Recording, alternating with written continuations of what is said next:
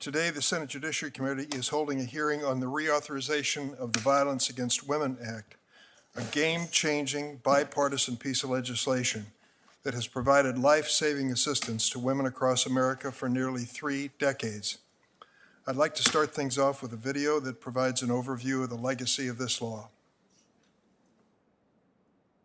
I was a shelter director in North Florida in 1993 when Congress was debating the Violence Against Women Act. And I remember standing in this shelter and thinking to myself, after the Violence Against Women Act passes, this will all change. And indeed, it has. The original 1994 law provided grants for legal aid and transitional housing for victims of domestic violence. It also created funding for law enforcement training and assistance hotlines. First passed in 1994 after intense lobbying from women who had few legal protections and few resources against domestic and sexual violence. The bill is said to have decreased domestic violence for women by 70%, and it's bipartisan. VAWA has been instrumental in safeguarding women and children from abuse, anguish, violence, and has resulted in the saving of millions of lives. Nothing could be more related to the administration of justice than the Violence Against Women Act. Judges across the country are enlightened and prepared to deal with domestic violence. And you can directly connect that to this law? We've seen almost a 50% increase in reporting. More victims reaching out. They're calling the police. They know their services available and they're getting help. Why now? Is there something you sense in this moment, in the midst of the pandemic? Laws have to evolve. We have made enormous progress in this country in addressing domestic violence. We have seen decreases of about 2/3 in the last 25 to 30 years. But as you point out, we're starting to see an increase again. 92% of women murdered in 2018 were killed by men they knew. COVID-19 has only made the issue worse. 1 in 3 women have experienced either physical and/or sexual intimate partner violence or non-partner sexual violence. The bill is passed.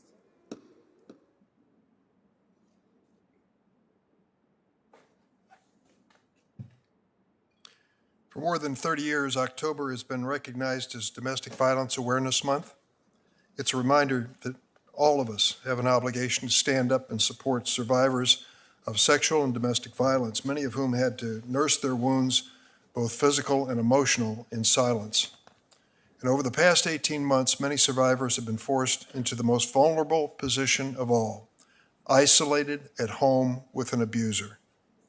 During this pandemic, nearly 4 in 10 rape crisis centers and nearly half of the YMCA's domestic violence programs have reported an increase in demand for services. Police departments throughout the country have also reported a spike in arrests and calls related to domestic violence. In my home state of Illinois, our domestic violence hotline experienced a 16% increase in calls in 2020, sometimes fielding 150 calls in a single day.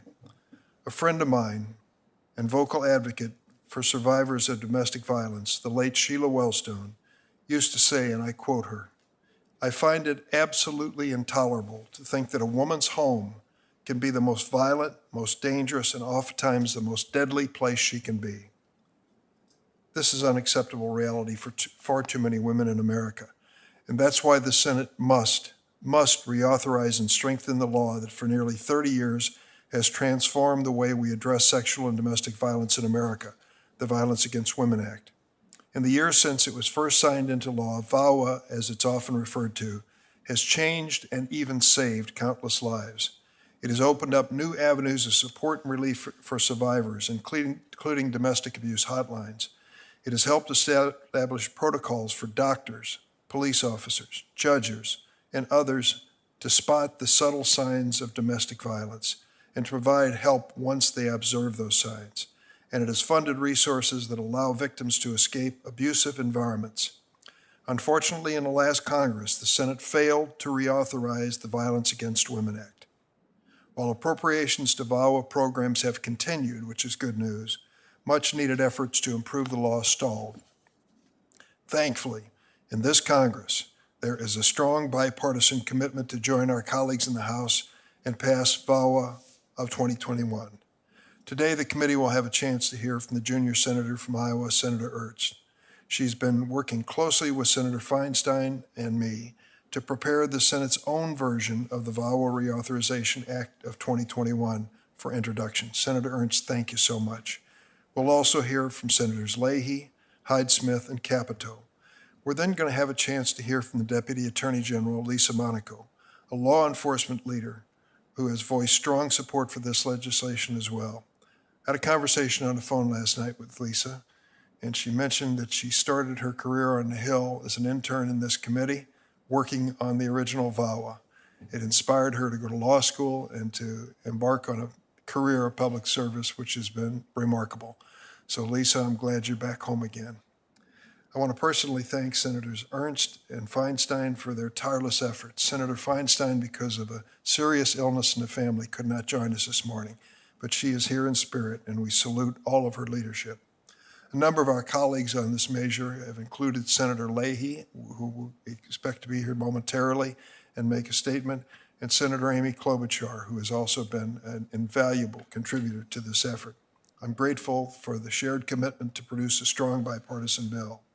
In March, the House once again passed a VAWA reauthorization with strong bipartisan support from the indomitable Congresswoman Sheila Jackson Lee, House Judiciary Committee Chair Nadler, and Congressman Brian Fitzpatrick. Like the House-passed bill, our legislation will modernize and improve this vital law, and it won't roll back the progress that we've made. This new version of Violence Against Women Act will not only provide funding to organizations and resources that support survivors, it will invest in critical prevention and education. It will improve access to services for survivors in rural areas and those who require culturally specific services. It will enhance protections for Native American women and children. It will help keep dangerous weapons out of the hands of abusers. And it will provide survivors with the support they need by expanding access to legal services and other crucial programs. And once we join the House in passing this legislation, we know we're going to send it to the desk of a leader who is sympathetic, not just sympathetic, but wildly supportive of this measure. The man who originally sponsored the first Violence Against Women Act, President Joe Biden. I can think of no better way for us to do our part in honoring Domestic Violence Awareness Month. Now I turn to Ranking Member Grassley. Thank you, Mr. Chairman, and I welcome all the witnesses and guests to our hearing on VAWA today. I supported enactment of the original VAWA Act. That was in 1994. And have voted to reauthorize the grant programs authorized by VAWA multiple times. When I wasn't able to support a Democrat-led effort to reauthorize, I introduced my own proposal that would have protected and enhanced the program. This year, I again led my colleagues in sending a letter to the Senate appropriators urging that Congress continue to prioritize funding of the VAWA programs. In previous years, when I sent similar letters to appropriators, Senator Shelby and Leahy, leaders of the appropriators, were incredibly responsive to my requests and supportive of these programs, so I want to thank them for working with me to champion the funding. As a member of this committee, I've made it a top priority to champion related measures to expand the rights and services for victims of intimate partner violence. This year, for example, I joined a number of committee members in co-sponsoring legislation to ensure that the Crime Victims Fund will receive an additional $1 billion in deposits each and every year. Services to the victims and survivors of intimate partner violence, sexual assault, and child abuse are accorded priority funding under the Victims of Crime Act, which created this important fund. In 2016 and again this year, I also worked closely with young sexual survivor, assault survivor Amanda Wynn and the organization she founded on bills to enhance the right of sexual violence survivors in criminal justice system. In early 2018, I led this committee's effort to press the FBI for information in response to allegations of sexual abuse lodged against Olympic athletes against their former team doctor.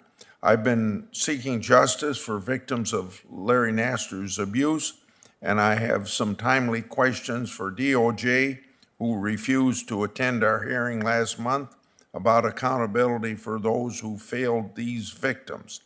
As former chairman of the committee, I also worked closely with Senator Feinstein on legislation to impose mandatory reporting requirements on coaches and instructors who witness abuse when working with young athletes. I also sponsored and led this committee in approving legislation to renew and update the Trafficking Victims Protection Act, as many of the victims of sexual trafficking also are victims of intimate partner violence. I worked with Senator Cornyn on the Justice of Victims of Trafficking Act, shepherding it through this committee in the Senate, and led our committee in approving a measure sponsored by former Senator Hatch to make more resources available for the victims of child pornography. Renewing and extending VAWA is our next priority, and that's why we've convened this hearing today. Before we begin, I want to take this opportunity to mention now that it's Domestic Violence Awareness Month, that it's important that we adopt an extension of VAWA. A Senate-passed reauthorization could include the language on which we've reached consensus, and meanwhile, we could continue to engage in negotiations on additional important reforms and updates of VAWA. I also want to recognize several of my Republican colleagues who are not members of our committee, but have joined us here to testify today. Senator Ernst, Hyde-Smith, Capito, I thank you for being here, and I'd like to thank Ms. Monaco for attending today's hearing on behalf of the Department of Justice. Thanks, Senator Grassley. Let me lay out the mechanics of the hearing. We'll begin with member panel, and each senator will have 3 minutes of opening statements. After that, Deputy Attorney General Monaco will testify, and she will have 5 minutes.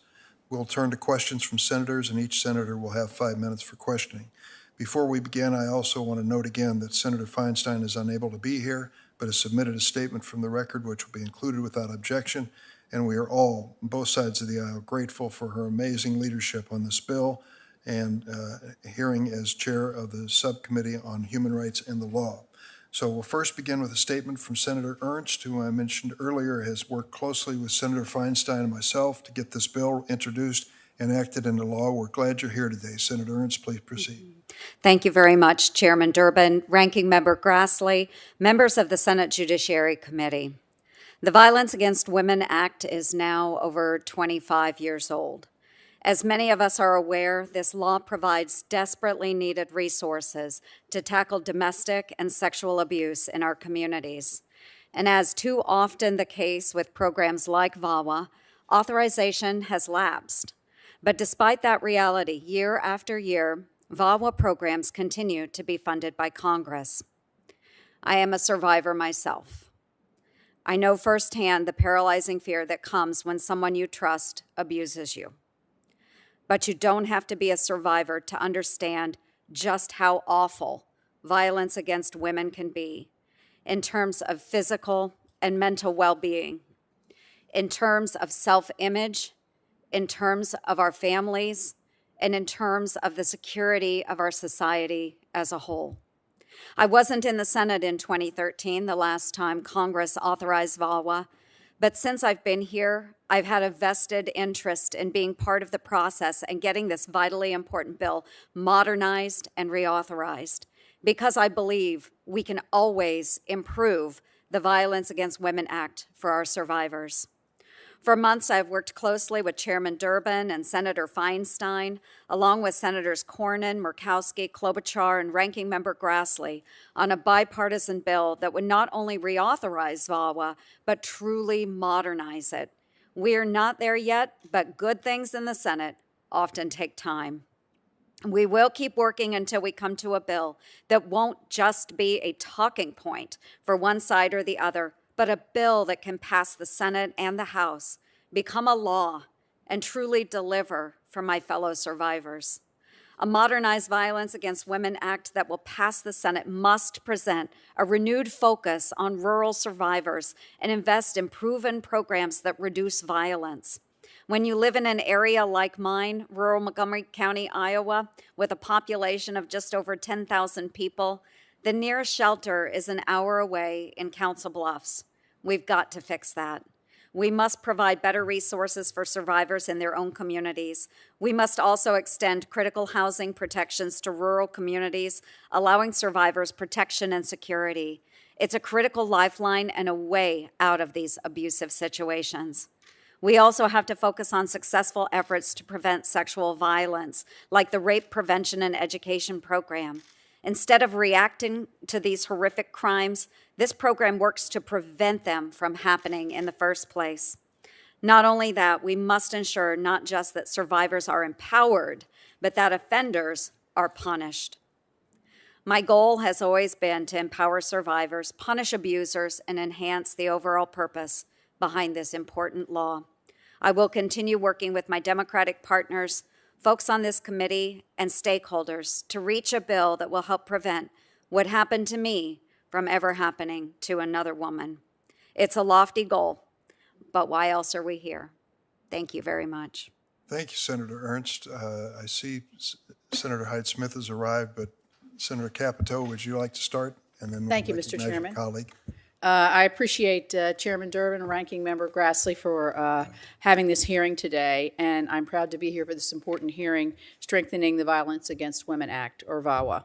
I'd like to begin by thanking all of the people that work in this area across our country. This is tough work.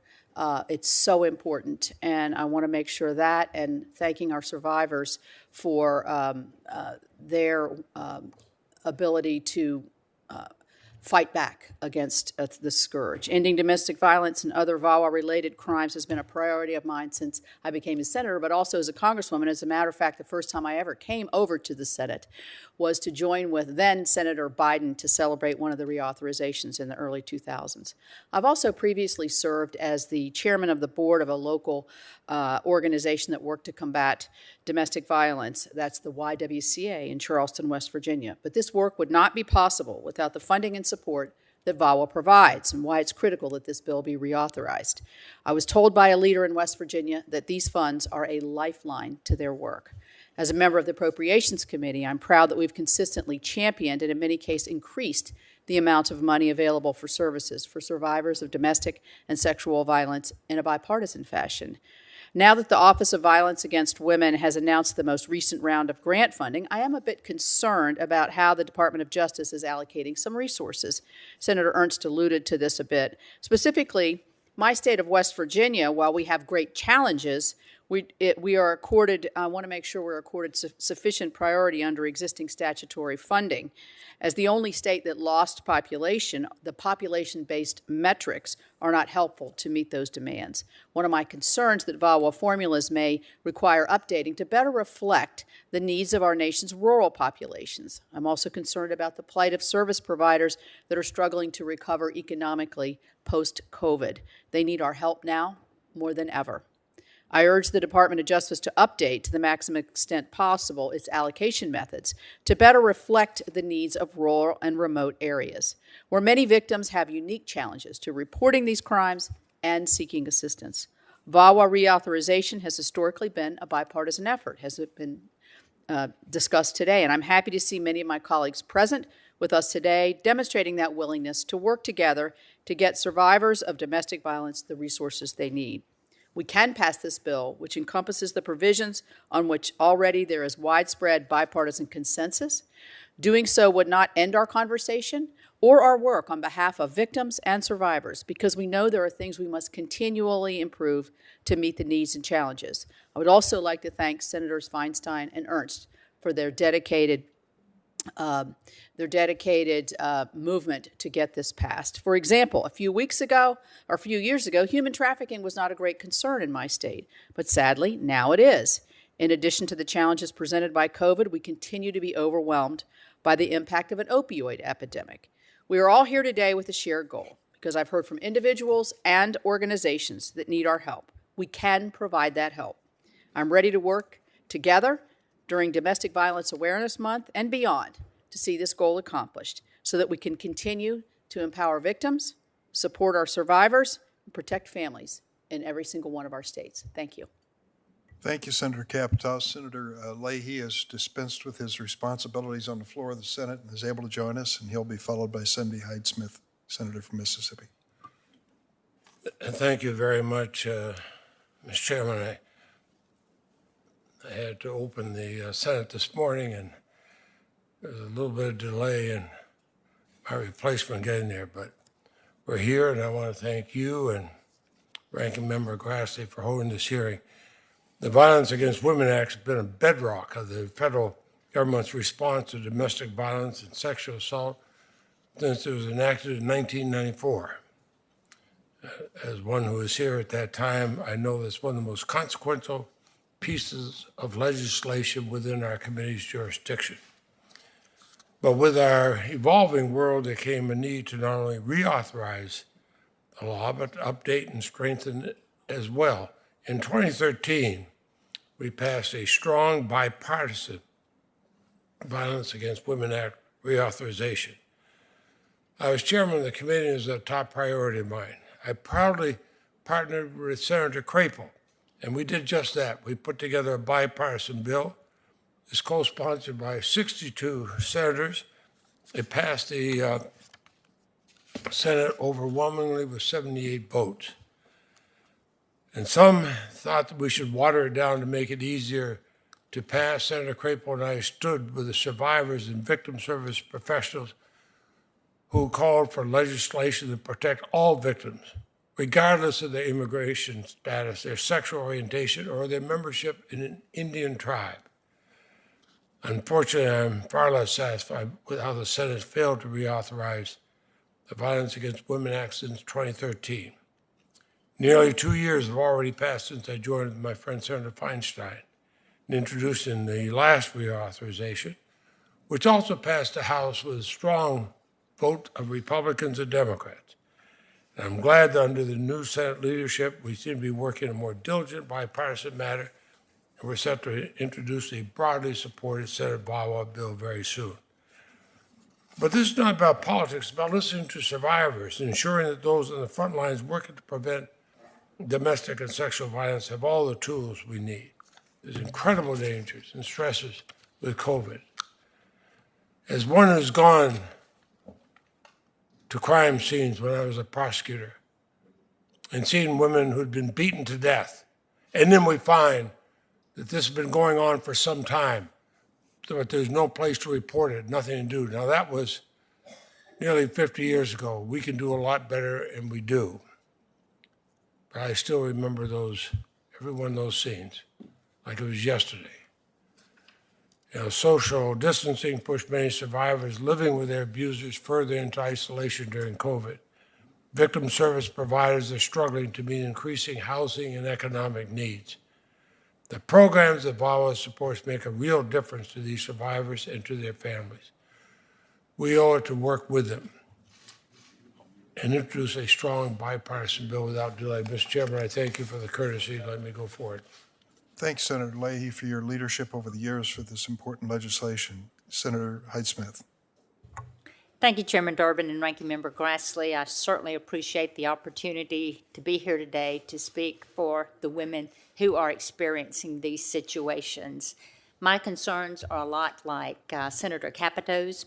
As we consider this reauthorization, I certainly want us to look at what I feel like is an overlooked population, the survivors of intimate partner violence who reside in rural areas. It's a lot harder to get access to things.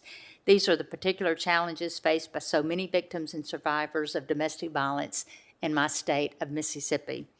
Before even making the decision to seek help, these survivors, most often women, have to overcome cultural norms which prioritize family privacy, which is very important in rural areas, traditional gender roles, and keeping their families together. When they do decide to get help, they'll have to travel long distances to receive it and will have fewer transportation options to get there in many instances.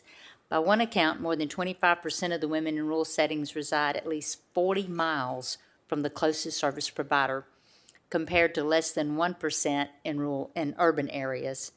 Perhaps the most daunting due to geographic isolation, these survivors, they don't have the ability to remain anonymous that they wish that they would have when they're seeking their help, and they're so concerned of what the community will think of them. All of us in Congress can agree that our goal should be to ensure that these women in rural areas, and indeed all victims of sexual abuse, domestic violence, and stalking, are protected and they receive the services that they need. To this end, these programs are funded generously each and every year by the Appropriations Committee, which I serve on.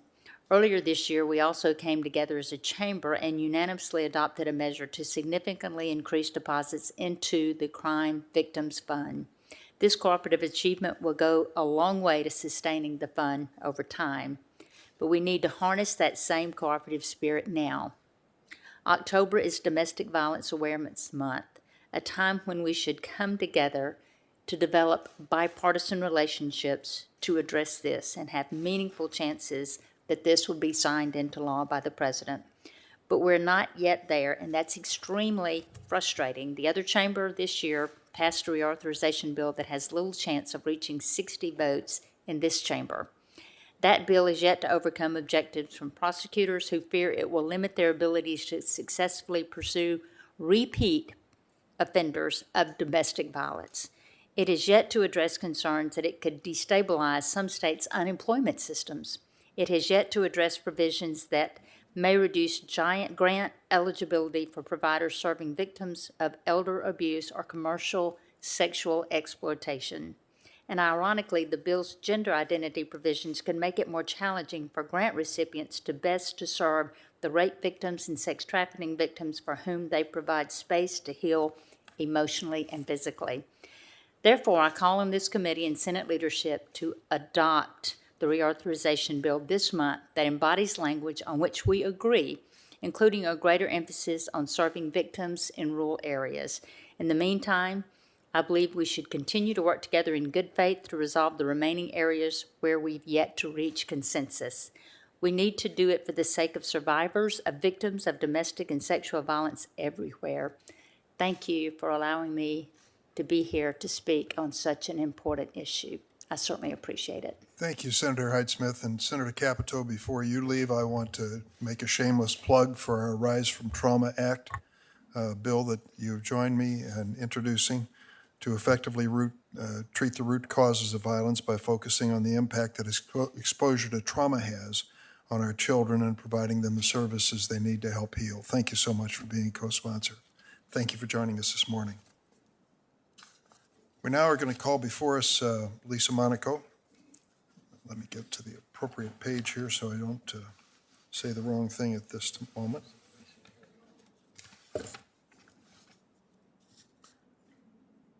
As the witness table is being prepared, I welcome Deputy Attorney General Lisa Monaco. Before you sit down, let me administer the oath, if I might. Do you affirm the testimony you are about to give before the committee will be the truth, the whole truth, and nothing but the truth, so help you God? I do. Thank you very much. Note that the Deputy Attorney General answered in the affirmative. She serves as the Justice Department's second-ranking official. She's responsible for the overall supervision of the department. In this role, Deputy Attorney General Monaco advises and assists the Attorney General in formulating and implementing the department's policies and programs. She was confirmed by the Senate with bipartisan support in April, previously served as a career federal prosecutor in several leadership positions across the department, served as Homeland Security and Counterterrorism Advisor to President Obama, born and raised in Massachusetts, graduate of Harvard and the University of Chicago Law School. Deputy General, please proceed. Thank you very much, Mr. Chairman, Ranking Member Grassley, members of the committee. I appreciate very much this opportunity to speak to you today. The Violence Against Women Act has had an enormous impact in combating domestic violence, dating violence, sexual assault, and stalking. and I'm here to urge Congress to reauthorize and to strengthen it. Before we get started, though, Mr. Chairman, with your indulgence, I would like to recognize several tragedies that the Department of Justice has suffered in recent days. Yesterday in Tucson, Arizona, a DEA agent was shot and killed, and a second DEA agent and a task force officer were shot and wounded. Separately, last Friday, a deputy U.S. Marshal succumbed to injuries from a vehicle accident that occurred while he was assisting with a law enforcement operation. These sacrifices remind all of us of the risks law enforcement takes every day to protect the communities that they serve. My thoughts and prayers are with their families and the men and the women of the DEA and the U.S. Marshals Service. Now, Mr. Chairman, Ranking Member Grassley, the original passage of the Violence Against Women Act in 1994, as you have noted, Mr. Chairman, had a major impact on my own life. At the time, I was a young staff member on this committee working for then Chairman Biden, and one of my responsibilities included responding to letters from people who wrote to the committee. Time and again, I read firsthand accounts not only about the violence that too many people, mostly women, suffered at the hands of their intimate partners, but also about the lack of accountability for these crimes. Statistics the committee reported during that period painted a very grim picture. 98% of rape victims never saw their attacker caught, tried, and imprisoned, meaning almost all of the perpetrators of rape walked free. Fewer than half of the people arrested for rape were convicted, and almost half of convicted rapists could expect to serve only a year or less in jail. My conversations with individual survivors, rape crisis centers, domestic violence shelters, emergency rooms, and police stations put a human face on those statistics. And that experience led me to want to go to law school, Mr. Chairman. And it led me into public service, and it drew me to a career in law enforcement and criminal justice. With the passage of VAWA, I saw how a law could make a real difference in people's lives, and I saw what Congress could accomplish through thoughtful policy, driven by courageous voices, experts, and bipartisan leadership. Congress reauthorized VAWA in 2000, 2005, 2013, each time with bipartisan support. Over the years, we've made substantial progress, but the need for VAWA's programs and protections is as critical as ever. And I'd like to highlight just a few of the items the Department of Justice sees as priorities for the reauthorization bill. First, reauthorizing VAWA's vitally important grant programs at the $1 billion funding levels included in the President's fiscal year 2022 request. This will ensure communities can provide critical services to survivors, as well as the right tools and training to make sure that responses to these crimes are survivor-centered and trauma-informed.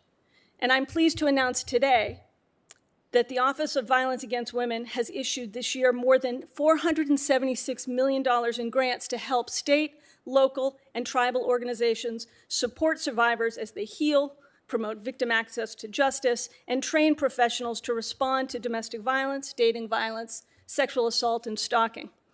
Second, we need to find new ways to reach and improve services for underserved populations, including culturally specific communities. Third, expanding the ability of tribes to protect their communities from domestic and sexual violence through expanded jurisdiction. And fourth, reducing homicides through federal firearms laws, including by closing the so-called boyfriend loophole that leaves countless victims at risk. Now, before I take your questions, Mr. Chairman, I want to speak to two recent issues that have received considerable national attention and which I think underscore the continued importance of VAWA. The tragic murder of Gabby Petito has been at the forefront of many people's minds.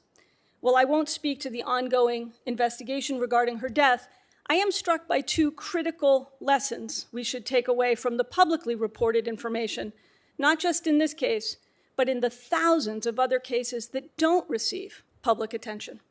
First is the importance of the bystander's 911 call, which prompted law enforcement to respond to reports of violence between Ms. Petito and her boyfriend. The second, as we learned from watching the public video footage of interviews conducted by those officers, is the vital importance of having trained law enforcement who understand the dynamics of domestic violence when responding to such incidents. But we should not forget that Gabby Petito is not alone. There are more than 89,000 missing persons cases in this country, and roughly 45% of them involve people of color, including too many missing and murdered Indigenous persons. Now, gender-based violence is too often a precursor to these cases, and while these cases often don't receive public attention, the Department of Justice will continue its work to prevent these crimes and to bring perpetrators to justice.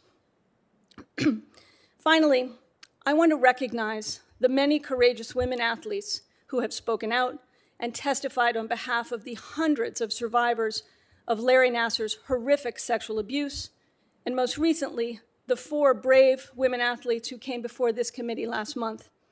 I also want to thank this committee for its work and that of the Inspector General in bringing to light a system that inexcusably failed them and the scores of other survivors.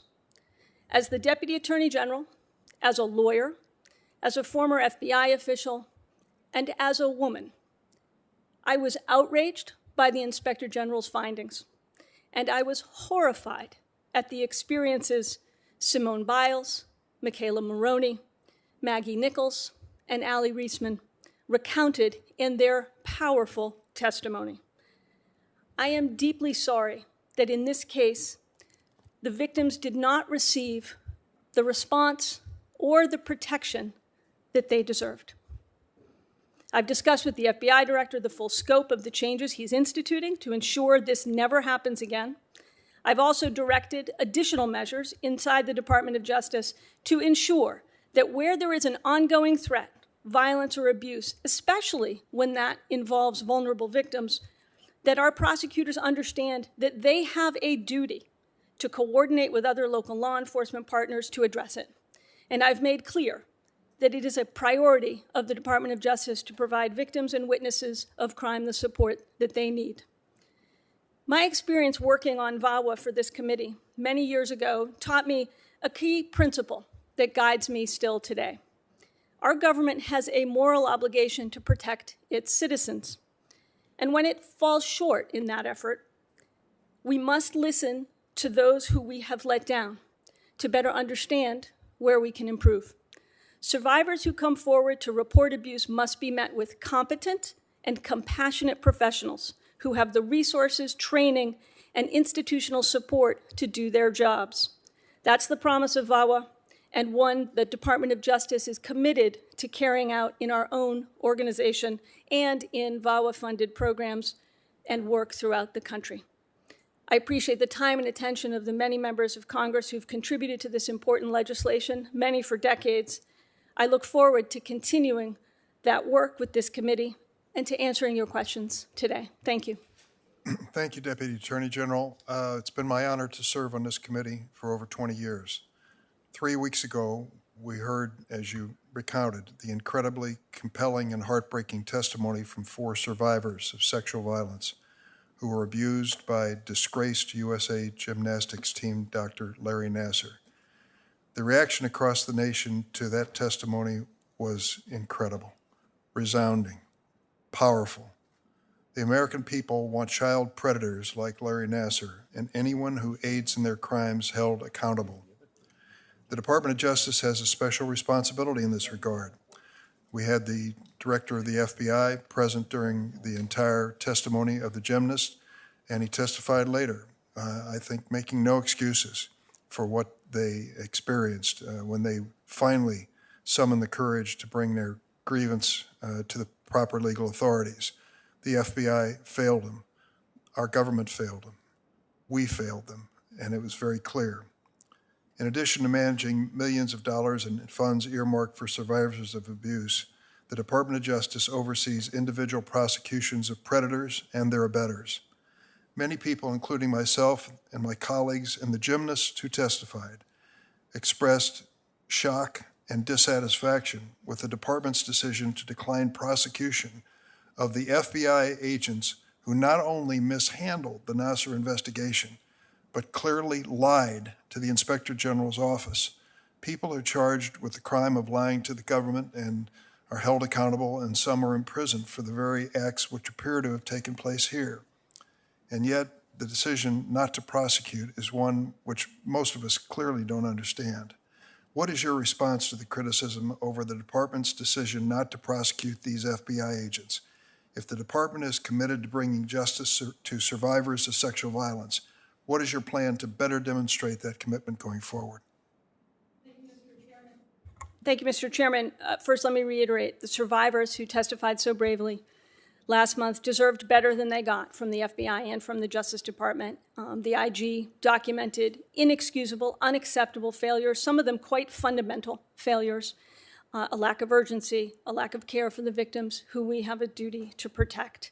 It is a core mission of the department to protect those victims, and as you know, the FBI director testified about a number of measures he's putting in place, from strengthened policy, strengthened training, mandatory reporting when such abuse comes to light in the future. And I've also put in place the measures I referenced in my opening statement. Now, with regard to the understandable interest and frustration with regard to the department's longstanding policy to protect appropriate decision-making and not commenting on declination decisions, I can inform the committee today that the recently confirmed Assistant Attorney General for the Criminal Division is currently reviewing this matter, including new information that has come to light. In light of that review, I think you'll understand, Mr. Chairman, that I'm constrained in what more I can say about it, but I do want the committee, and frankly, I want the survivors to understand how exceptionally seriously we take this issue and believe that this deserves a thorough and full review. I might ask you this, is there any sense of urgency or timetable to this new criminal review about the wrongdoing by the FBI agents? We take exceptionally seriously our duty to protect victims. And yes, I think you can be assured there is a sense of urgency and gravity with the work that needs to be done. I'd like to ask you about one other issue in the remaining minute. I mentioned while she was still here that Senator Capito and I have co-sponsored legislation, the Rise from Trauma Act.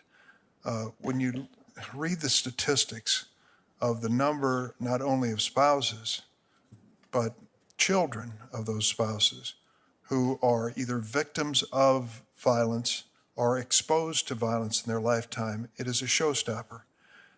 As a parent, you think back on the experiences of your own youth and those memorable events. Hopefully, God willing, they are positive memories, but in many cases they're not.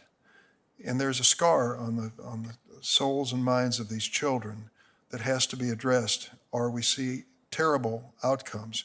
We're going through a spate of gun violence across America and in the city of Chicago, which I dearly love, which is just incredible. And you wonder, who are these kids that get so mixed up with the gangs and turn to guns and violence, the fight or flight syndrome and everything that follows? What can you tell me about your announcement this morning of additional resources that are going toward the issue of dealing with trauma?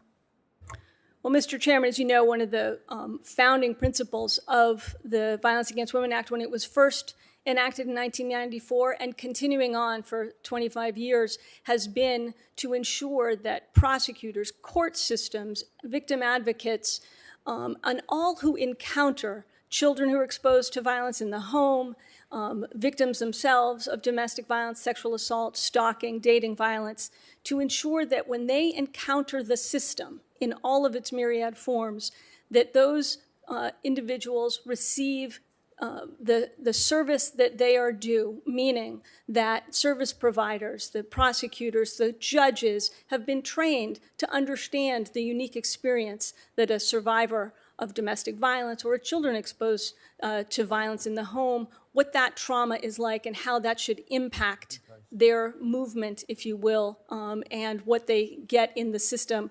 They shouldn't be re-traumatized, Mr. Chairman, by coming forward and by seeking to hold their perpetrator accountable. I've gone over my time, and I'm sorry. Just to close by saying, but resources have to be available for analysis, for counseling, for remediation, for mentorship, to give these kids a second chance. Otherwise, I'm sorry to say the results are going to be terrible. And so I'm glad to work with you and the Attorney General and President on that issue. Senator Grassley. Yeah, before I start my questions, I want to emphasize what's been said here, and you've already responded to it as positively an update as you could about reconsidering prosecution of these people that weren't doing their job and taking action appropriate. I sent a letter to Attorney General Garland along the same line the very same day I think that we had this hearing. Now to my first question. It starts out with the fact that VAWA's passed the House of Representatives. On that bill, certain prosecutor groups have flagged for us something concerning with that. Business community has raised questions about unemployment benefits that are in that program could undermine the stability of the unemployment system. I hope that we can reach a bipartisan agreement to move a bill forward. Short of that, I hope we can continue to do what we've done to reauthorize VAWA because it's a very important program that must be continued. So my question is based on the fact that I believe 90 to 95% of what's on the table in regard to VAWA is agreed to. But then there's certain outstanding things. Is the department supportive of ensuring that the existing VAWA programs are extended, for example, through the end of the year so that the bipartisan negotiations can continue on a longer-term reauthorization message?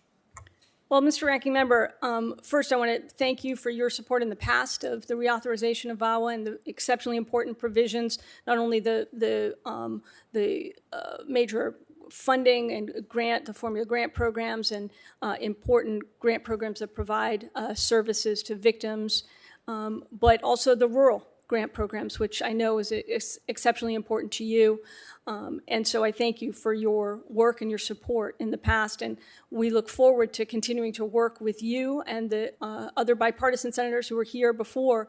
I think it's very important that we move urgently to reauthorize the Violence Against Women Act. And of course, we are grateful that the Congress, when the Violence Against Women Act lapsed, that the funding programs continued to be funded because they, as we know, provide urgent services. But as Senator Ernst and others said, it is very important that we strengthen, improve, and indeed modernize the Violence Against Women Act. So we stand ready to work with you, Senator, and others to make sure we can get that done. Okay.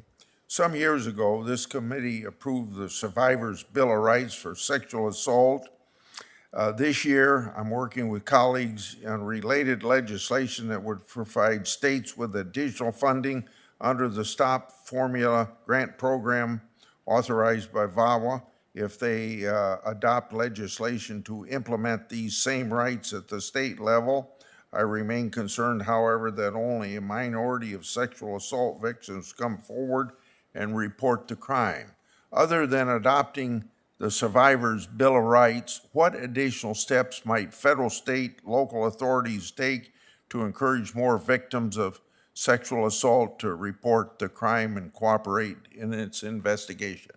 Well, first, Senator, thank you for your leadership on ensuring survivors, regardless whether in the state system or the federal system, receive the services and the rights that they deserve. I think the simple answer to your question, Senator, is reauthorization of VAWA, and it is at the levels that the President has sought, because that will expand the much-needed, indeed urgently needed services. I spent some time with a number of advocates last week, and I heard from them that, frankly and unfortunately, the demand for services is far outpacing the availability of those services. We have waiting lines at places like rape trauma and rape crisis centers, critical rape crisis centers that VAWA funds. So I think the simple answer, Senator, is reauthorization and the increased funding that the President is seeking. Okay. My last question will have to be about the federal courts having authority to award restitution for certain losses incurred by victims of crime in federal cases. And the Government Accountability Office recommended several years ago that the Department of Justice implement performance measures and goals for the collection of restitution. To what extent has DOJ implemented those reforms, and what can you tell us about the subject? Well, Senator, I'll have to go back and look at that specific report and our responses, although I know that we take very seriously reports from whether it's the GAO or the IG, and particularly when it comes to stewardship of federal dollars. Could you respond to that in writing then? I'd be happy to, sir. Okay, thank you. Thanks, Senator Grassley. Senator Leahy.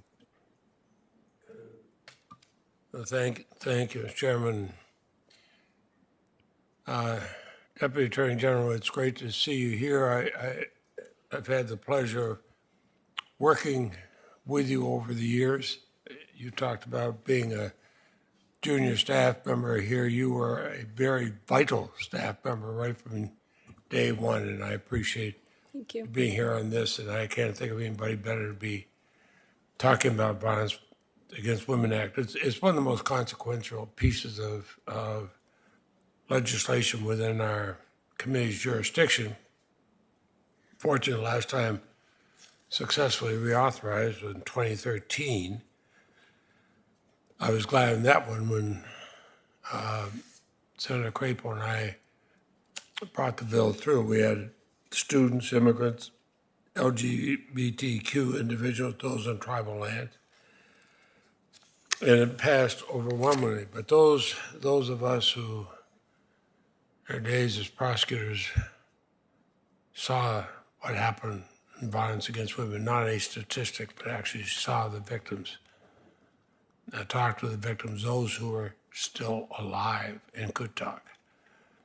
So I'm glad you're here. I think you would agree that it's important to not only reauthorize, but improve and strengthen the law. Would you agree with that? I do, Senator. And I think back often to my own experience. Many of us had experience as prosecutors. You see the impacts of domestic and sexual violence on individuals, on their communities. We also know that one size doesn't fit all in the criminal justice system. I've been looking at things like restorative justice principles and practices. Maybe they can help those empower survivors to have a voice in shaping the response to harm. And it gives them and their communities an opportunity to make sure that those who cause the harm be accountable for their actions. I've been working with your Justice Department to establish the federally backed National Center on Restorative Justice. I'm familiar with it because it's housed within the Vermont Law School. The center received initial funding from the Office of Justice Programs, received another Justice Department grant earlier this year to continue, and I appreciate that. Both the House Representatives and the White House have expressed support for continuing and expanding it as needed. So, a long way around to come to the question, we have to reauthorize, we have to improve in the existing law. I think utilizing restorative justice approaches is one of those necessary improvements. So, Deputy Attorney General Monaco, we're working to finalize restorative justice language within the Senate VAWA legislation. Will you support exploring restorative justice as another approach to reducing domestic and sexual violence in our communities? Yes, Senator, and just to give you a sense of my thinking on this, I start from the premise that the original Violence Against Women Act, at its core, was about improving responses, as we've talked about, improving responses to domestic violence, dating violence, stalking, sexual assault, and improving the response of law enforcement in the courts. It had been treated as a private matter, and we had to innovate, and we had to change our thinking. And as has been noted before, earlier this morning, the hallmark of reauthorizations of VAWA in the past has been filling gaps and innovating and improving and modernizing our services. And what I have heard from advocates and from experts is that some survivors are reticent to seek help from the criminal justice system.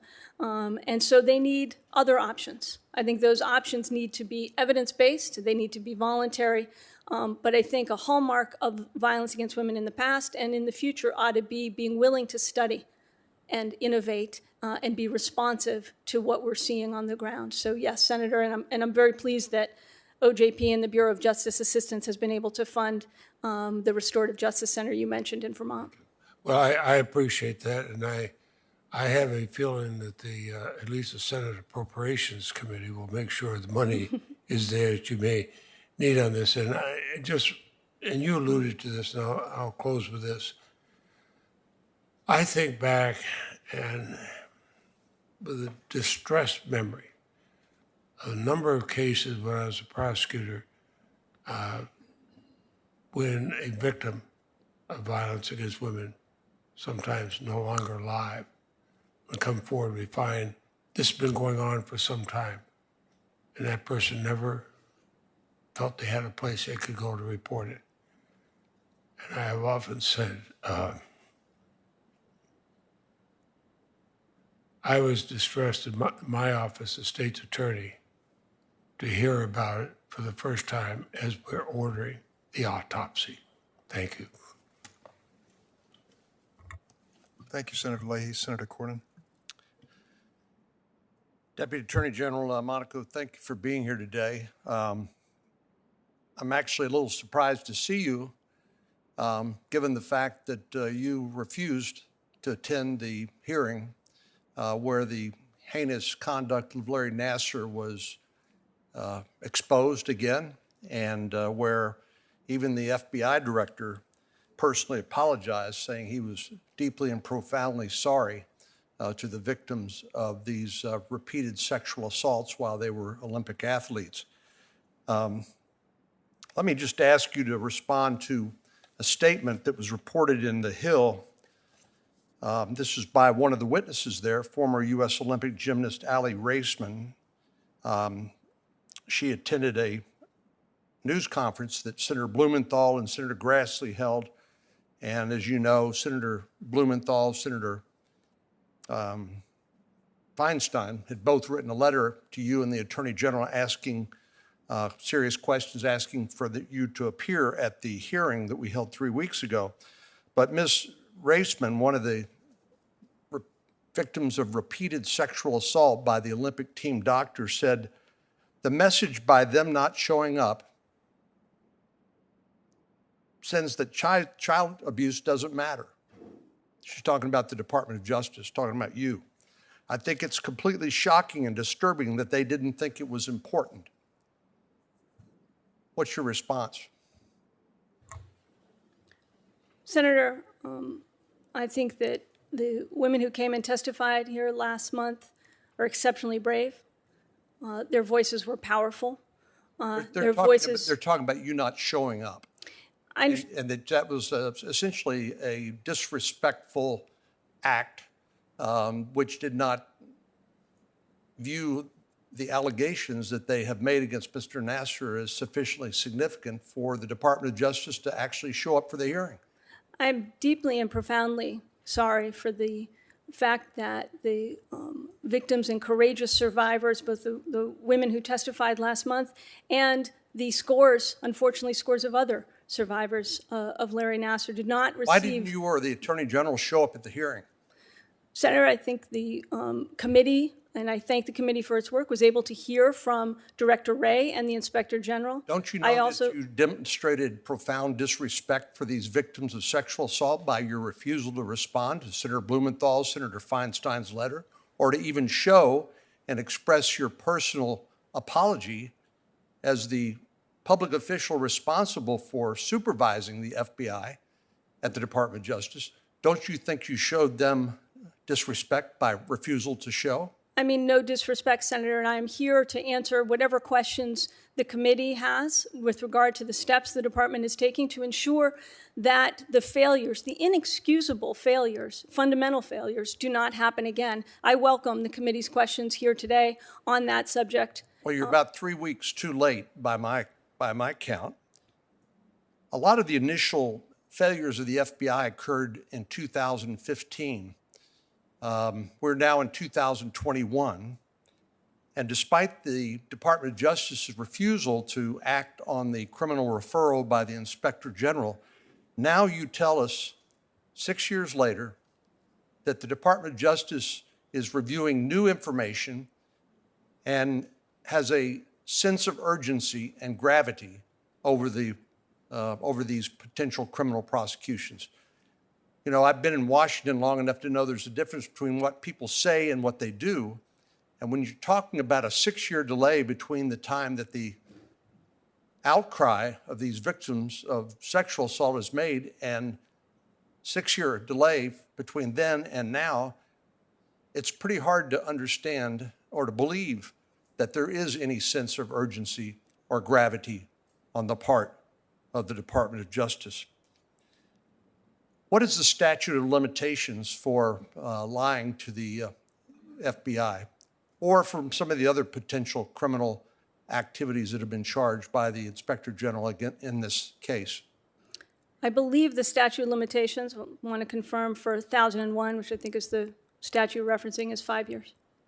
So here we are 6 years later. Isn't it likely that any criminal charges for lying to the FBI would be barred by the statute of limitations? Senator Cornyn, I really don't want to get into the specifics about what legal theories could be pursued, what evidence may No, I'm asking be pursued. you about the statute of limitations. You said it's 5 years for lying to the FBI. Here we are 6 years later, and the Department of Justice has done nothing. And you have the audacity to tell us that you are experiencing a sense of urgency and gravity over this. It's simply not credible. Senator Whitehouse. Thank you. Welcome, Ms. Monaco. Good to have you back in the committee again. Thank you, Senator. We had another exceptionally brave and powerful witness with allegations of sexual assault in this committee before the Olympic athletes, and that was Dr. Christine Blasey Ford. In response to that testimony, the Republicans hired a prosecutor to try to punch holes in her testimony. And when that failed, it appears that the FBI tanked the background investigation. Just for starters, is there any reason that sexual assault allegations should be taken less seriously in the context of a background investigation than in the context of a criminal investigation? Sexual assault allegations should always be taken seriously, Senator. And let me thank you for the trickle of information that has begun to flow about the FBI's conduct in that matter. As you know, Director Wray maintained a complete stonewall on information about that investigation during the Trump administration, while at the same time maintaining a fast lane for FBI information related to the Crossfire Hurricane investigation. Why there should be two different gates at the FBI for information related to these two investigations is something that we'd like to try to understand further, and I hope you'll continue to cooperate in extracting from the FBI the information that we need to understand what took place. Will you? We will, Senator, and I'm pleased that the FBI has responded to, I think, your most recent letter on this matter, has offered a briefing on the matter, and you have my commitment. We will continue to make sure that we do our very best to answer your questions. So more generally, I have a letter that I'd like to put into the record, Mr. Chairman, from, it's been anonymized, which I think is appropriate from a victim of domestic violence, related to her experience with a Rhode Island group called Sojourner House, which, among its other services, provides transitional housing so that the victim of violence can go and find a place to live while she or he works through all the changes in their lives that dealing with that violence threat requires. So I'd like to put that on the record without objection. And relatedly, years ago, the last time I guess we reauthorized the VAWA Act, we got my Smart Prevention Act into it, which provides funding to help kids, right? The woman is often the direct victim of domestic violence, but a child witnessing that violence has been through a terrible ordeal also that can affect them for a long time. Could you speak, please, to the role of housing in providing adequate support for victims of domestic violence and the support that children, particularly very young children, need when they may not be the subject of the violence itself, but they are nevertheless witness to it and traumatized by that experience in their family? Well, thank you, Senator. I'm glad you highlighted this issue because I think too often it's overlooked, the ripple effect from domestic violence. And as you rightly point out, the woman is often the direct victim, but it does ripple out. And unfortunately, the most vulnerable, the children, are often in that wake and feeling those effects as acutely as the primary victim. Towards that end, the Violence Against Women Act and its transitional housing program funds much needed, frankly, refuge for people fleeing domestic violence and violent situations. I think the latest figure I saw, Senator, is some 2 million housing nights a year that the Violence Against Women Act's transitional housing program funds through its grant recipients. The president's budget request seeks additional funding, an increase in that, and it's much needed. As I said, I've heard directly from advocates in the last week just how much demand is outpacing supply.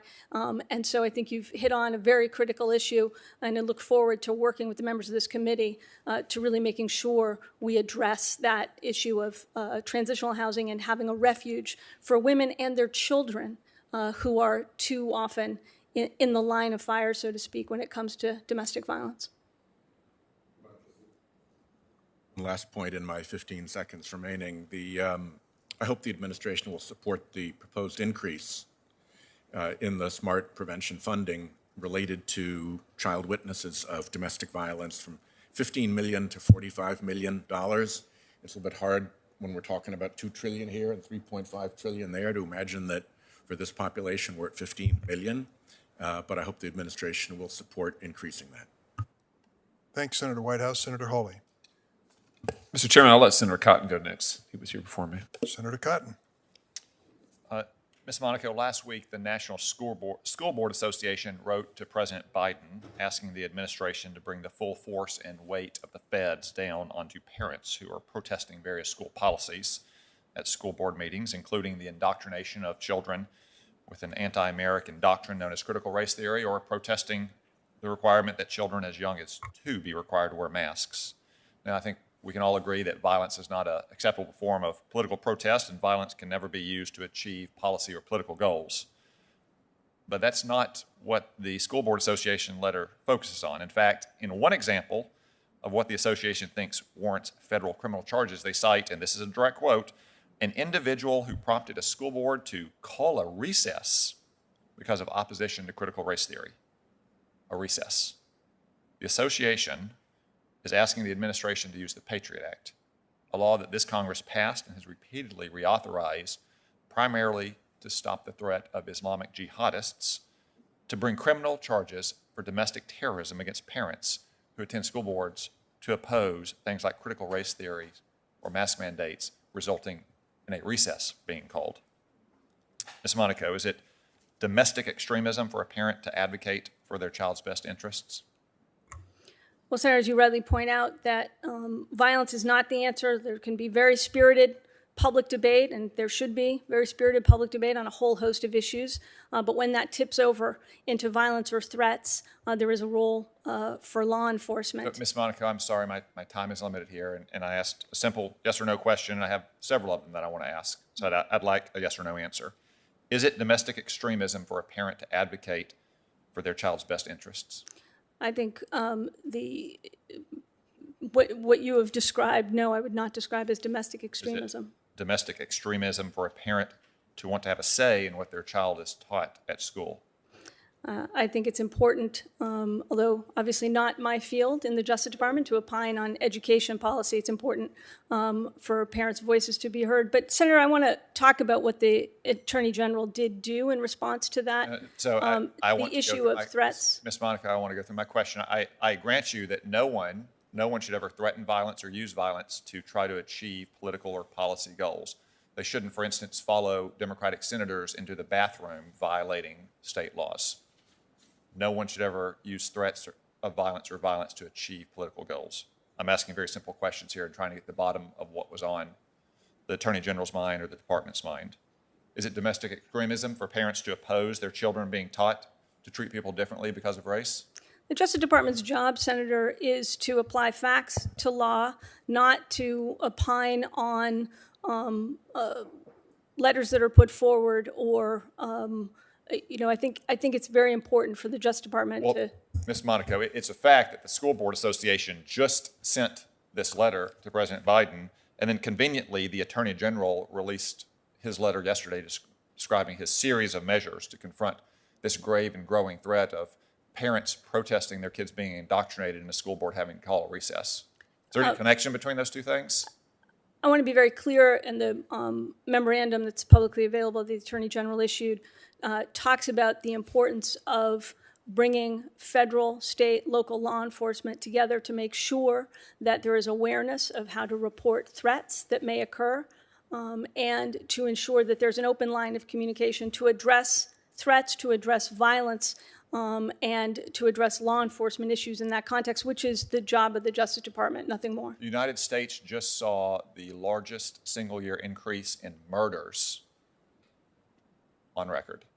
Has the Attorney General issued a memorandum describing a special series of measures that the Department of Justice should take to try to address this record increase in murders? Yes, indeed, Senator. In fact, I issued a directive to the field You did. earlier this year. As the Attorney General. It was on behalf of the Attorney General and the rest of the leadership of the Justice Department to address the alarming rise in violent crime and to lay out a strategy for violent crime reduction, which includes going after and using federal resources to target the most violent offenders, including those operating with guns, including those responsible for murders and violence in our communities. So absolutely, we take the alarming rise in violent crime exceptionally seriously. And indeed, I have heard from the many hours I have spent with law enforcement leaders across this country how urgently they feel it is to address this rise in violent crime. And we are working every day to address that challenge. I just want to finish with one final question.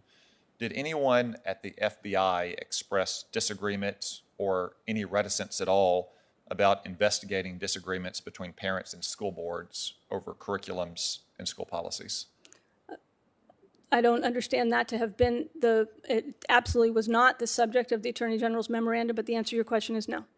Nobody at the FBI expressed any reticence. I'm sorry, Senator, if you're asking me what was the response to the Attorney General's memorandum, I've heard no reticence, no concern. The job of U.S. attorneys and FBI special agents in charge to be conveners in their community, to address violent issues in their community, is the core job of the Justice Department. All right, then. Thank you, Senator Cotton. And Senator Klobuchar, prior to your arrival, we said good things about you and your work on VAWA. Well, better than bad things. So thank you very much, Mr. Chairman. Thank you for your leadership. I apologize for being late. We're having an incredible hearing over in the Commerce Committee on the whistleblowers' allegations and statements about Facebook. And I was thinking as I sat there, despite all of the hearings that we've had in this committee, it may be that one person is going to be the catalyst to finally passing bills, not just in the privacy area, which she herself said isn't enough, but in transparency for algorithms and also consolidation, which was specifically mentioned with the dominant platforms. Ms. Monaco, I know we're going to have a confirmation hearing on your new nominee for antitrust, but I only lead with that because the violent content is a part of this story as well. I would start with the fact that this has always been a bipartisan reauthorization so many times in the past. This bill is so important.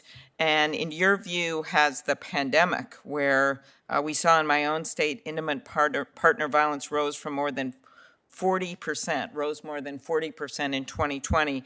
Has the pandemic increased the urgency to reauthorize VAWA? Absolutely, it has, Senator. I have been remarking this morning on my discussions with advocates and service providers, the people on the ground doing the work that is so urgently funded by the Violence Against Women Act. They have told me that the demand for services is outpacing the ability to provide those services, and it's only become more so as a result of the COVID-19 pandemic, which stands to reason. People are at home and really, with their abuser in many respects, and that is a horrible situation that we need to rectify. Okay. For many years, I've worked with Senator Cornyn on the Abby Hunold Act, something that Senator Franken was originally involved in introducing. And this bill would encourage law enforcement's use of trauma-informed techniques when responding to sexual assault crimes to avoid re-traumatizing the victim. Can you speak to why it's important that law enforcement uses these types of techniques? This bill was actually included in the House-passed reauthorization of VAWA. Thank you, Senator, and thank you for your leadership on that issue.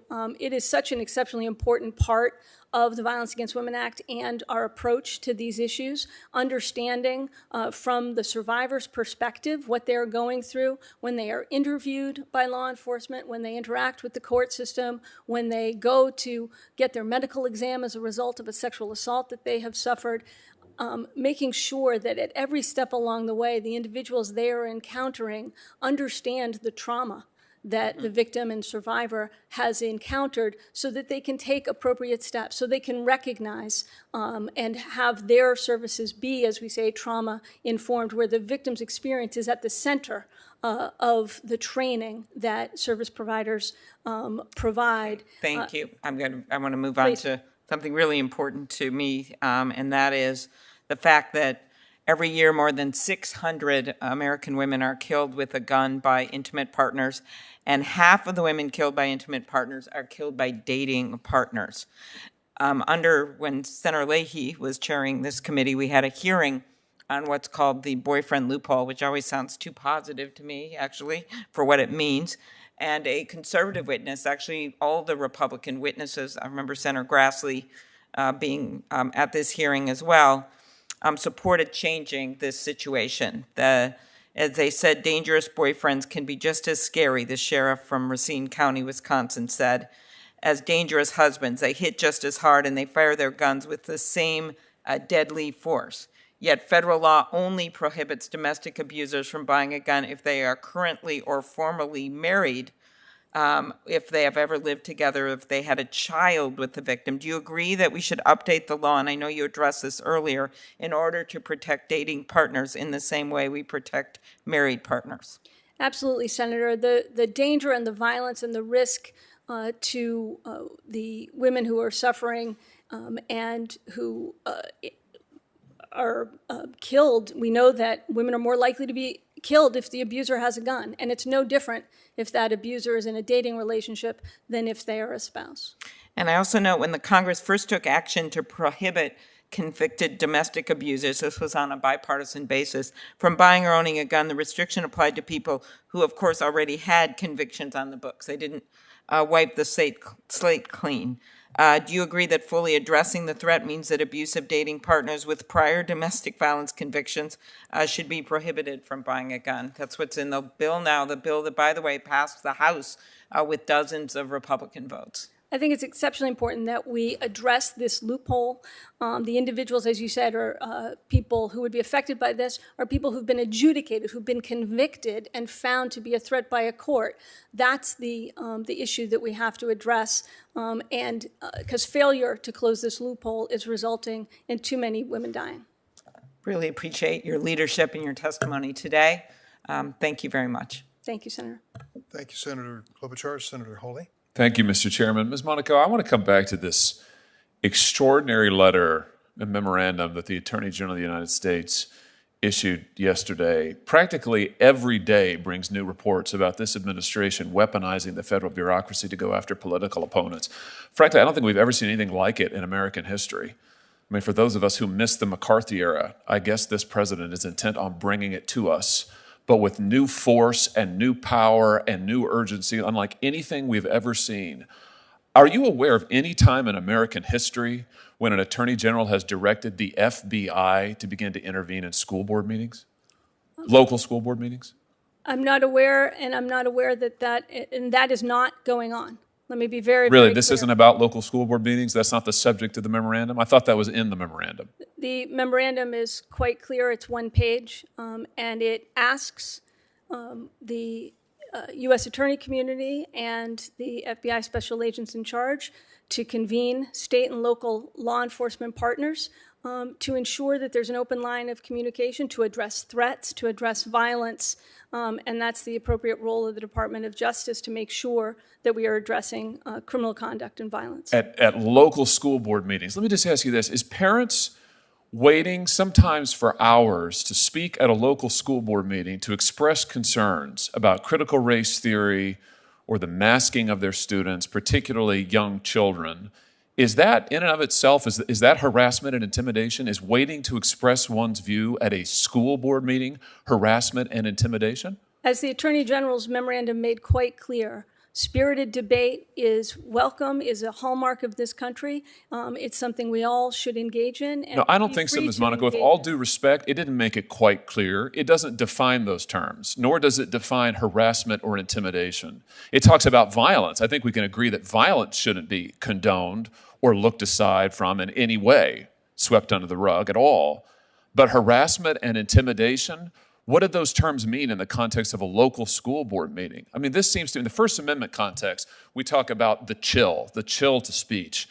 If this isn't a deliberate attempt to chill parents from showing up at school board meetings for their elected school boards, I don't know what is. I mean, I'm not aware of anything like this in American history. We're talking about the FBI.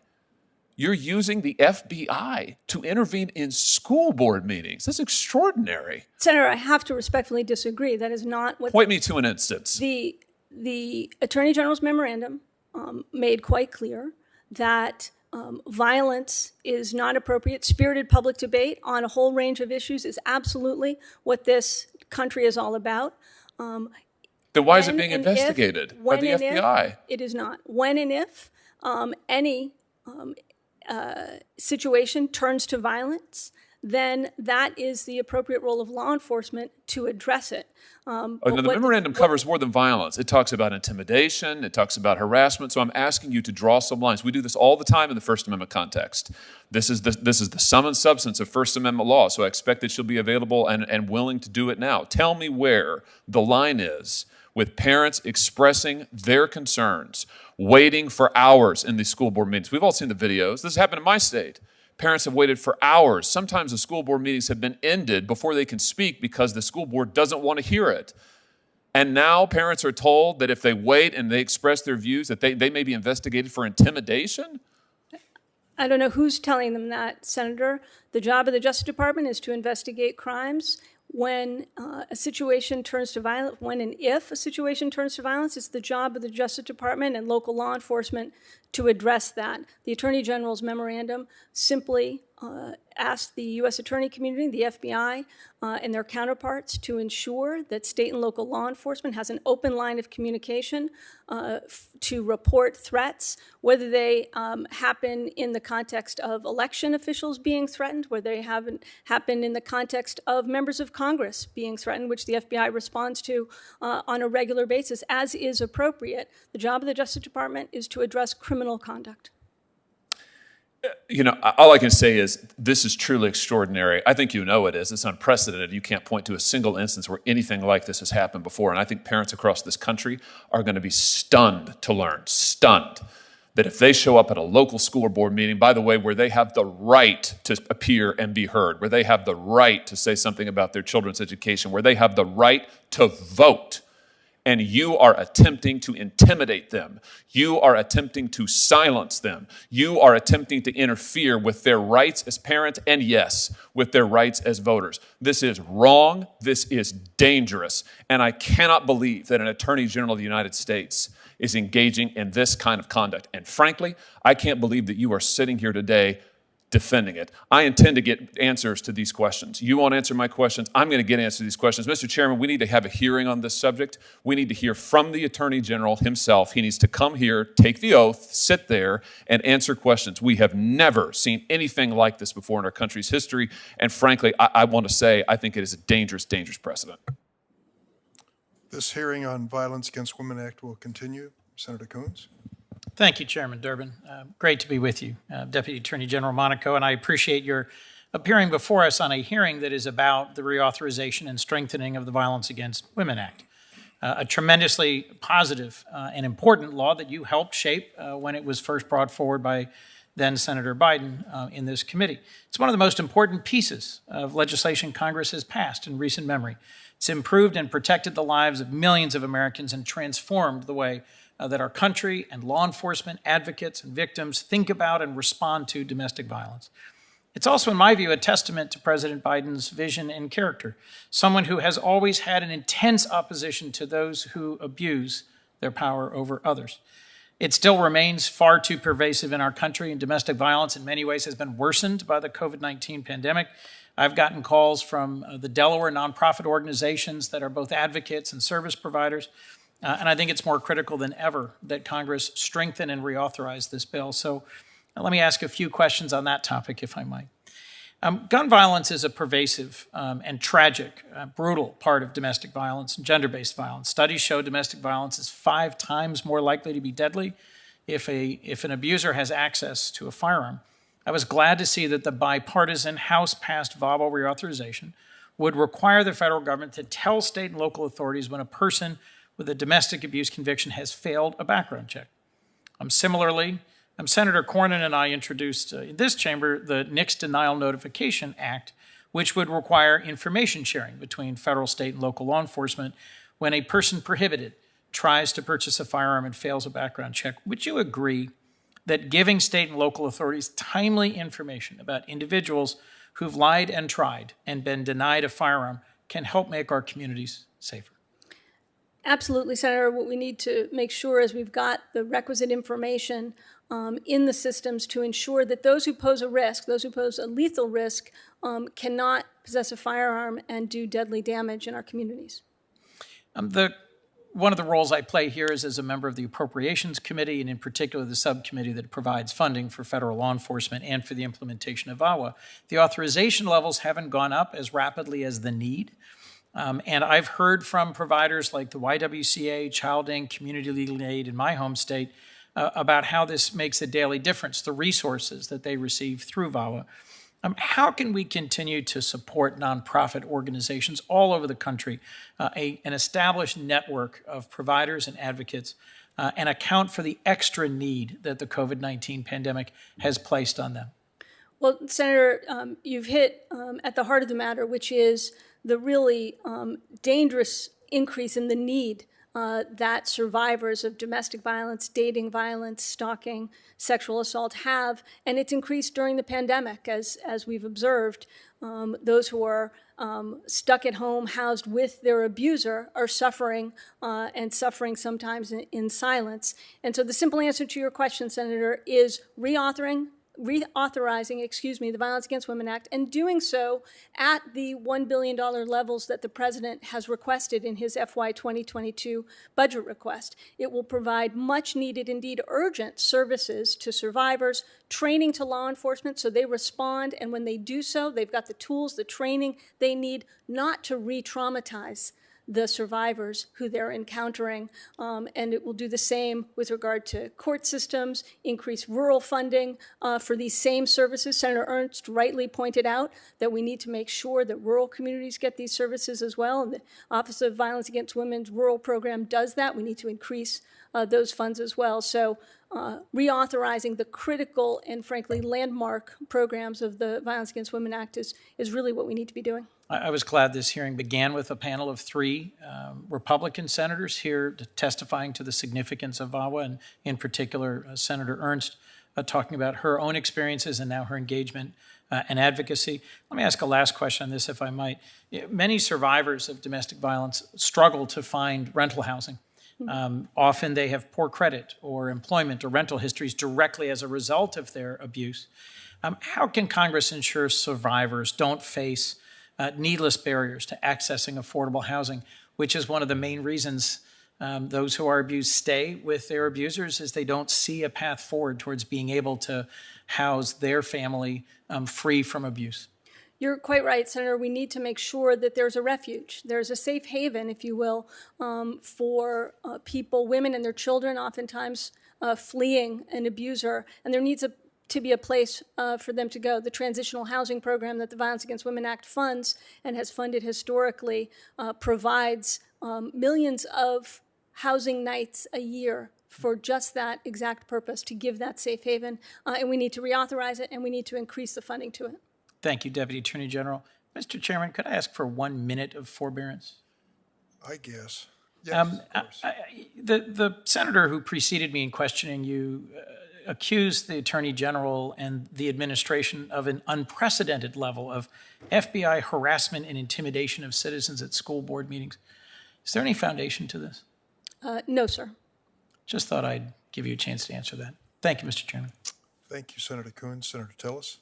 Thank you, Mr. Chairman. Thank you for holding this hearing, and also thanks to Ranking Member Grassley. I look forward to us moving ahead and providing more resources and more support to families and victims of domestic violence. I think over the last 18 or 20 months, COVID has not only taken lives as a result of the disease, but we've seen an increase in domestic violence and child abuse. So it's very timely that we have this hearing, and very important that we make progress. I want to talk, Ms. Monaco, about some of the plumbing that we should look at. You know, we installed the plumbing back in 1994. We had a GAO report in 2012 that talked about the DOJ lacking visibility or the extent to which the programs overlap. I think in 2018, we had another Inspector General report that 42% of VAWA grants had not been closed on a timely basis. So as we're looking ahead at maybe well-intentioned programs, but maybe they need to be repurposed, modernized, consolidated, do you have any thoughts about what we should focus on in terms of the plumbing of VAWA so that we can get maximum resources to those who need it and free it up to address rural and other concerns that were expressed in the hearing today? Well, thanks very much, Senator. And I think you're quite right to focus on the specifics of how we're making sure we're getting that funding out to the people who need it, and how we make sure that we're using that those dollars to their best effect. As you know, the Violence Against Women Act funds these critical programs, and then recipients of those grants have to file regular financial reports and reports on the services they are providing. The fact that I could tell Senator Whitehouse that there are 2 million transitional housing nights a year with those grant recipient fundings is because of those reports. Now, I think we have to be exceptionally diligent in how we are monitoring the use of those funds, and I'm confident that we have the capability to do that. And I'm also pleased that we have been able to get out the funds for the Violence Against Women Act, for the Office of Violence Against Women's 2021 funding that would have expired on September 30th of this year had we not gotten it all out the door to the people who need it. And we've been able to do that, and nearly $500 million in those funds as of September 30th. Thank you. I think as we go through this process, it would be very important just to see how the administration of the program and the future oversight can be improved and modernized. We would appreciate that feedback. Happy to work with you, Senator, on that. And I know this is an area of particular focus for you. Thank you. Also, just kind of curious about DOJ audits on grantees and victims. Can you give me an update on the audit process and, generally speaking, how the outcomes are generally speaking to the outcomes? Well, Senator, as I said, the VAWA programs themselves in the Office of Violence Against Women does require regular reporting on the use of the funds, how those funds are being distributed, what services are happening as a result, and that's a very, very important part of the success of VAWA, being able to see where dollars are effective and add to those, and where they're not, to look at other innovative ways to expand and provide services.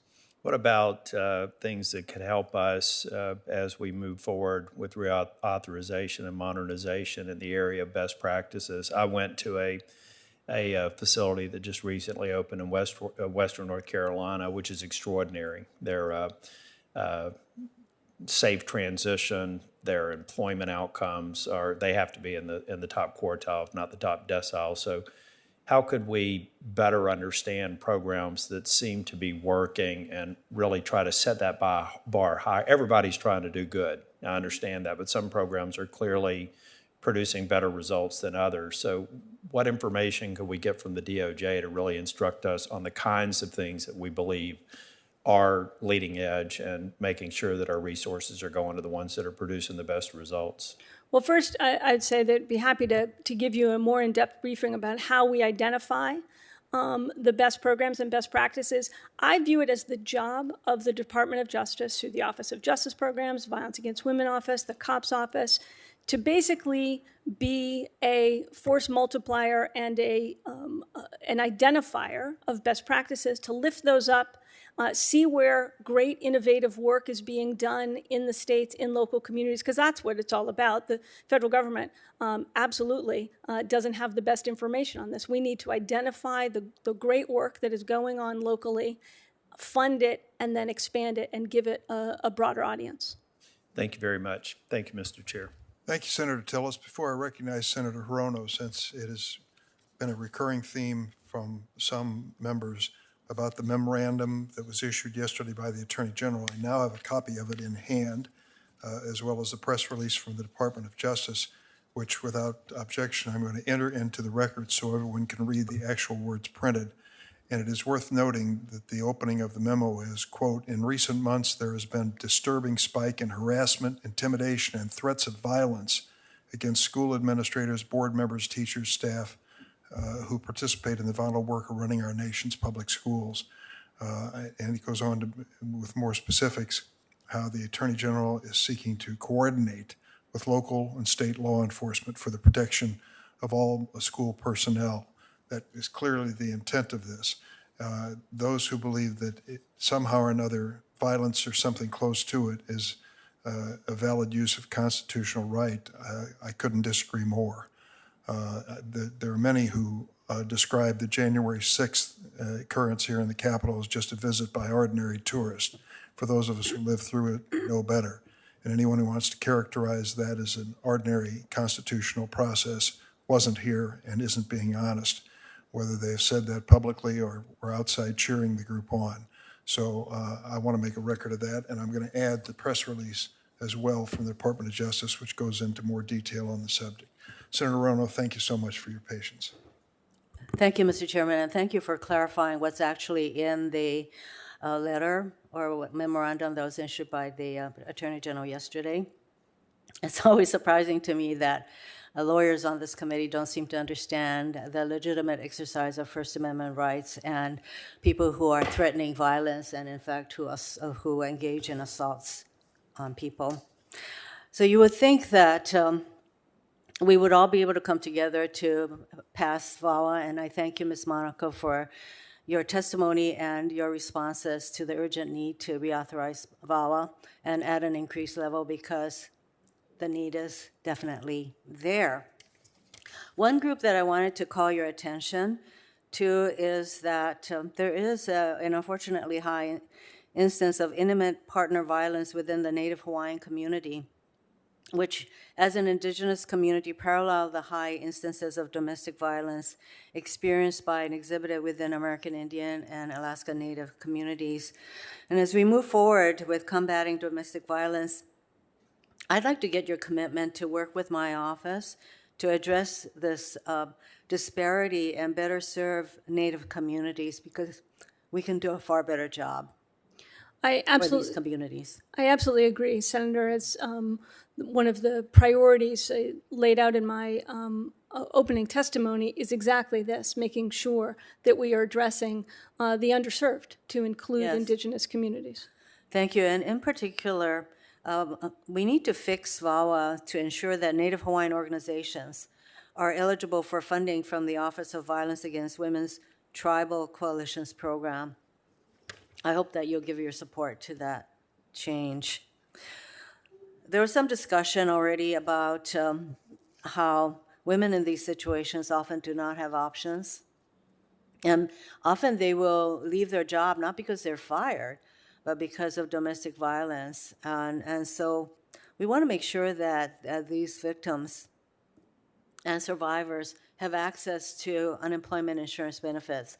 And I think that that is an important aspect of what we need to do with the VAWA reauthorization. Would you agree?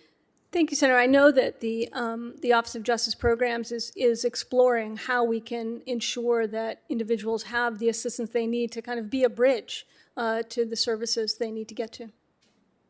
Yeah, so I think that we need to view UI benefits as more than just in the circumstances where someone loses a job or is fired. We know that protecting immigrant survivors of domestic violence, sexual assault, dating violence, and stalking is particularly a concern for the immigrant community. Can you talk about how important it is for VAWA to be there for all survivors, and also how it's been able to assist immigrant victims of violence?